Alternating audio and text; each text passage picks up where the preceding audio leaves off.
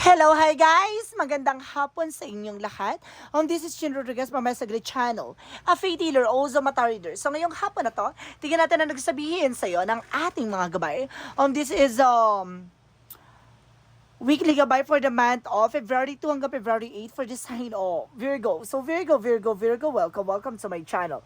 Ano kayang messages, advices, and spirit guides ang ating masasaga for today's video? Kanino makayang energy o kaganapan sa buhay mo at mga hagilap. So guys, this reading is a general, hindi namang hindi lahat makaka-resonate. Kung lamang po makaka-relate sa inyo, and comment down below kung kaninong energy ang ating nasagap.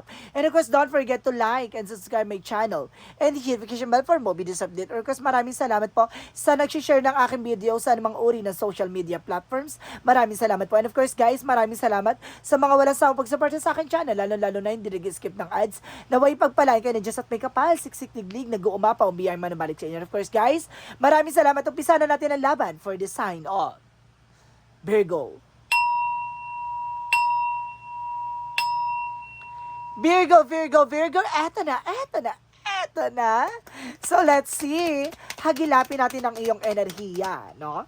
And of course, sinasabi dito, there's Queen of Cups. So, there's an healing. Magkakaroon ka na ng healing dito. And the full card is a leap of faith.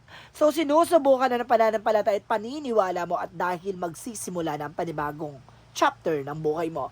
And the Three of Cups is a celebration or either a third party. So, let's see. There's a friend. And there's a Ten of Cups. So, there's an happiness. Magiging masaya ka na this time. Magiging maligaya ka na this time. And of course, guys, there's the Three of Wands. So, there's a waiting for result or waiting for a ship. May mga bagay na hinihintay ka. Or there's a travel, guys. Additional messages.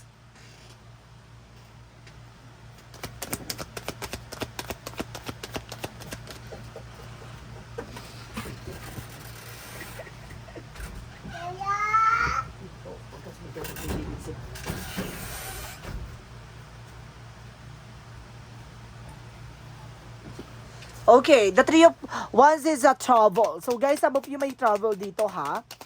Let's see, additional messages. And of course, there's a word card. So there's a trouble, guys. Talaga double clarification, may trouble tayo dito ha. At sinasabi sa'yo dito, rampang galang-gala ka dito, ti.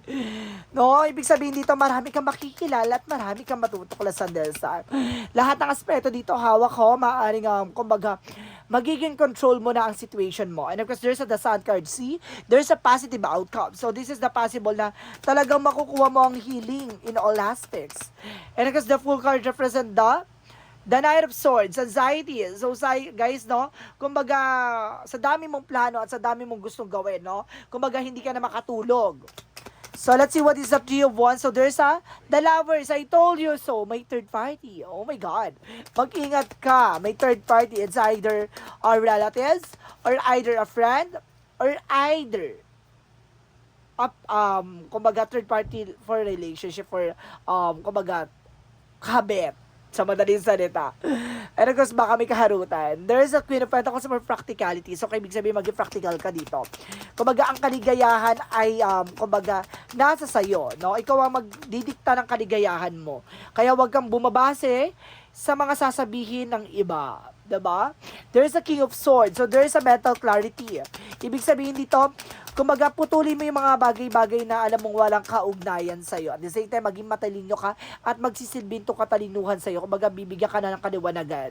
The word can represent the Three of Pentacles. So, there's a right way. So, that there's a commitment or something collaboration. So, some of you, maraming connection sa ibang bansa na or either sa ibang lugar, no?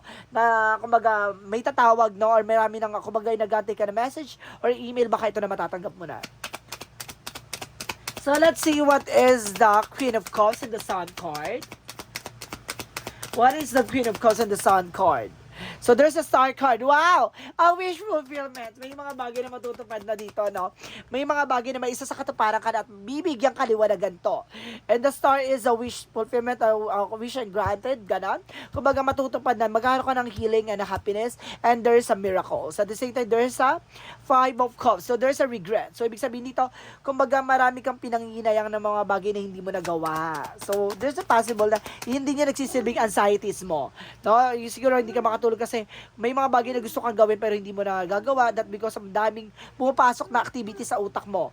And there's a The Eight of Swords, napapalibutan ka ng toxicity. So, see, I told you, sa third party na to, it's either a toxic toxic relatives or toxic friend.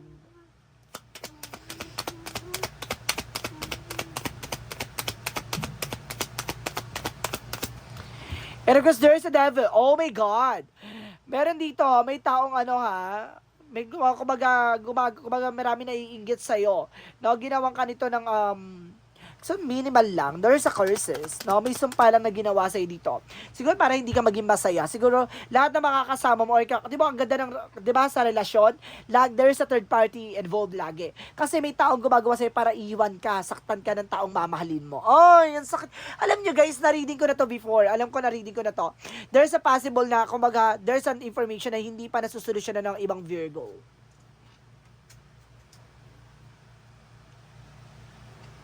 So let's see, what is additional messages? So there's a Six of Surprise transition. No, mababago na ang sitwasyon. Makokontrol mo na ang iyong emosyon. So let's see what is the word card, and of course the Three of Pentacles. So there's the Nine of Wands. So there's an information dito na resilience.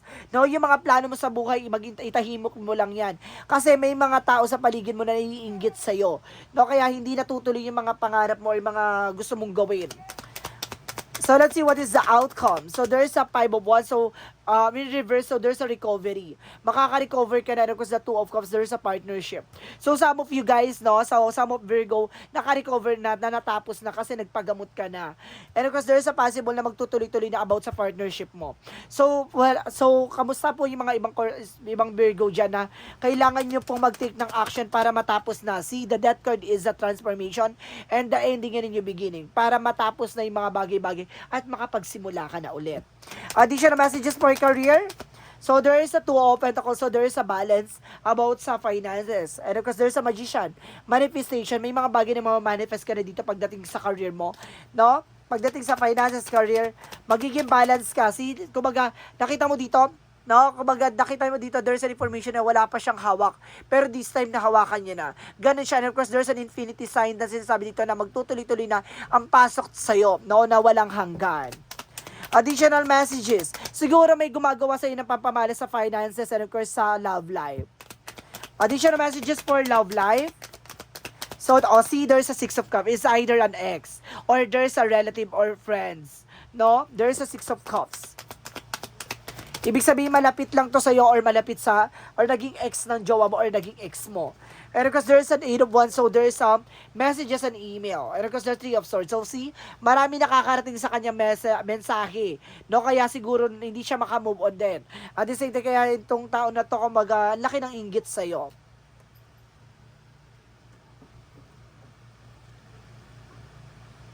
So let's see, additional messages for health, for your health.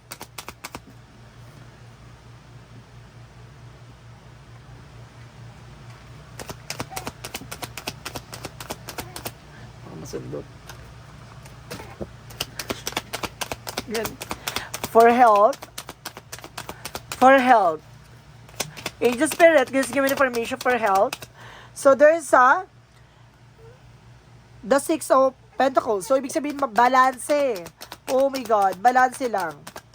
And of course, there's a Page of Cups na makinig ka sa intuition mo. Okay, guys, may nakita ko dito parang lumalaki yung tiyan mo. There's a possible na may ginagawang tubig or may ginagawang, kumbaga, buntit sa'yo. Lumalaki yung tiyan mo dito, oh. Tapos sumusuka, parang some of you parang nagtatae or nagsusuka. So, let's see. What is the magical fairy messages for you?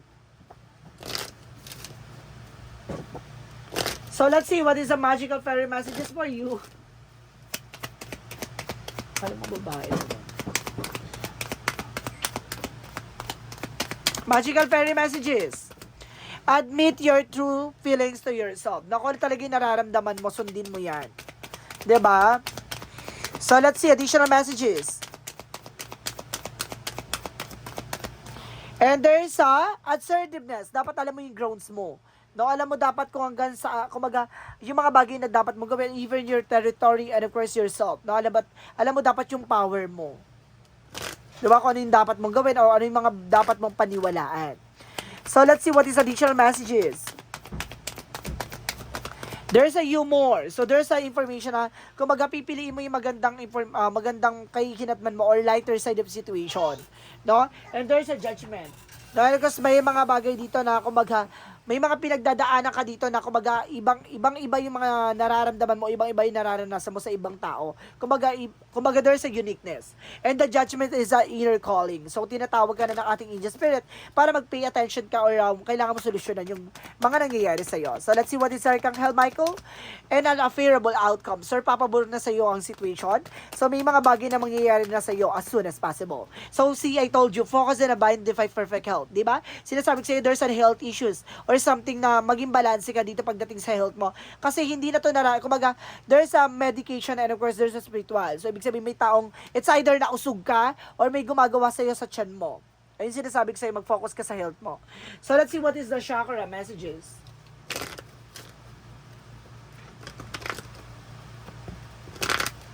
Baka muna sa matangkat. Umutain yan. Umutain niya pag tinat sa mata yan. Chakra messages. So, there's a faith. So, sinusubukan ng pananampalataya at tiwala mo. And there's a discoveries. Marami ka pang madidiscover. Marami ka pang hindi nalalaman. And there's a confusion. Guguluhin ka. Even your thoughts. And of course, yung knowledge, no? O iniisip mo, or mindset. Ganyan. Perfect, kumbaga, perspective, no? Kumbaga, guguluhin yan. Lahat ng mga bagay-bagay sa gumagamit ka ng isip or visions, no? Guguluhin yan. Additional messages.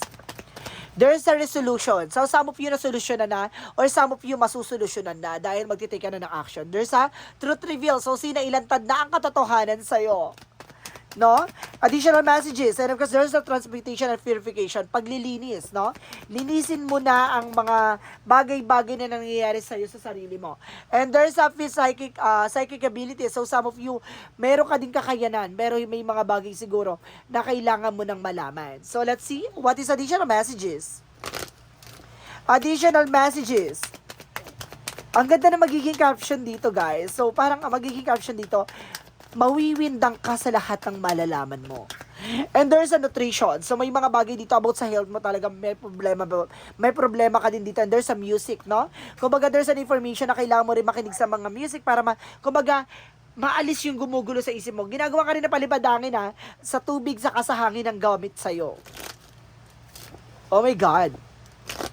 So, let's see what is additional messages for Angel Spirit Guides.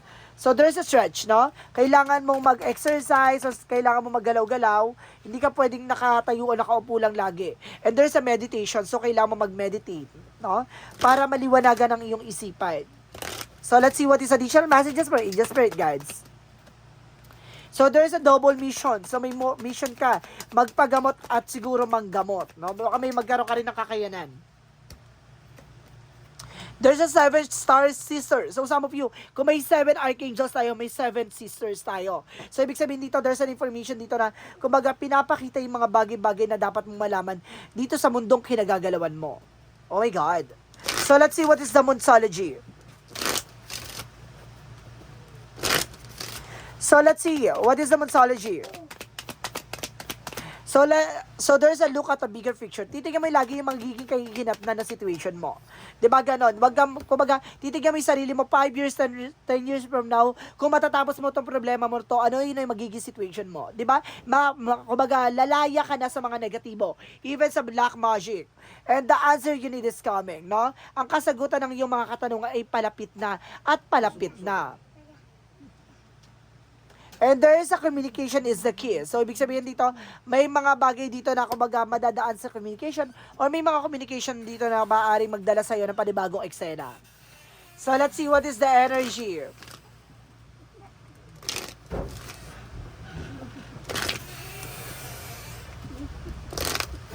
Let's see what is the energy. So, there's the thinking woman. So, ibig sabihin itong tao na to, kumbaga, nag-iisip sa'yo o ikaw yung nag-iisip sa kanya. No, and there's a woman, the man holding a coin. So there's a information dito na maaaring siya yung mahawak ng finances, yung person mo, or may taong kumbaga, there's a businessman, no? And there's a community, no? There's an information dito na kumbaga oh my God, I think friend din gumagawa sa iyo. There's a community. So let's see what is additional messages. Inggit to, naiinggit sa'yo. Let's see what is the romance angels. Romance angels. There's a separation. So, sa mo pinag-iwalay kayo ng person mo. Oh, there's a reconciliation, maaaring magkabalikan kayo. See, there's a separation, mayroong magkakabalikan kayo. Huwag ka mag-alala. Mangyayari na yan. Siguro matagal na tong hindi nangyayari. So, ibig sabihin dito, guys, nagkaroon ng separation, pero hindi pa rin kayo nagkakabalikan, pero huwag ka mag-alala. Baka ngayong taon na to ay manunumbalik na kayo. Magkakabalikan na kayo. Communication lang ang kulang. So, let's see what is the angel's answer. A perfect timing. So, darating na ang perfect timing for you. Oh my God. So, this is the moment na maaaring, kumbaga, perfect timing na lang talaga ang nag-aantay. There's a don't stop. Huwag kang ihinto, no? And of course, there's a within the next few months. So, I told you, sa mga susunod na buwan, magiging maganda na ang pasabog at bulabog. So, let's see what is the Jesus loving codes. Jesus loving codes. Jesus loving codes. Get more information. And of course, sinasabi dito, be a good comfort. Your faith has may be rule. Ibig sabihin dito, maging mabuti ka lang sa lahat ng mga bagay-bagay sa paligid mo. Kasi may mga bagay na sinusubukan ng tiwala at pananampalataya mo. So, let's see what is the angel's number. At ibibigay para sa iyo ang buong, kumbaga, ang buong tiwala at pananampalataya ay pagkakaloob din sa iyo. Lahat ng mga biyaya na inaasam-asam mo. And there's a 30, I am imaginative, malakas ang intuition and visions mo. You are original, innovative thinker and excellence, communicator, and you have a great talent for using creativity to convey your ideas, and your optimistic attitude has that lifted effect to others. Malakas ang epekto mo sa mga tao sa paligid mo. That because of your imagination and the intuitions, no? Kumbaga, kayang-kaya mo maging leader at kumbaga maging creator ng iyong situation at ng iyong buhay. So, let's see what is the messages of life.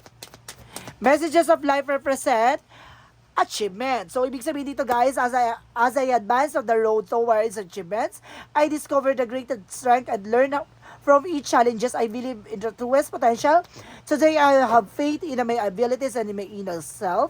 I move forward towards the fulfillment of my visions. I reach my objectives. I am courageous. I embrace life. I am always in a good company of this journey towards the life. So, ibig sabihin dito, unti-unti yan, no? Kumbaga, step by step. Hindi mo naman yan kagad makukuha. Siguro, dadaan ka lang sa tamang proseso. So, guys, this reading is, weekly gabay for the month of February 2 hanggang February 8 for the sign of Virgo. So, Virgo, maraming salamat for this wonderful reading. So, once again, this is Chin Rodriguez, Mamaya sa Great Channel, a faith healer, o sa Mata Reader.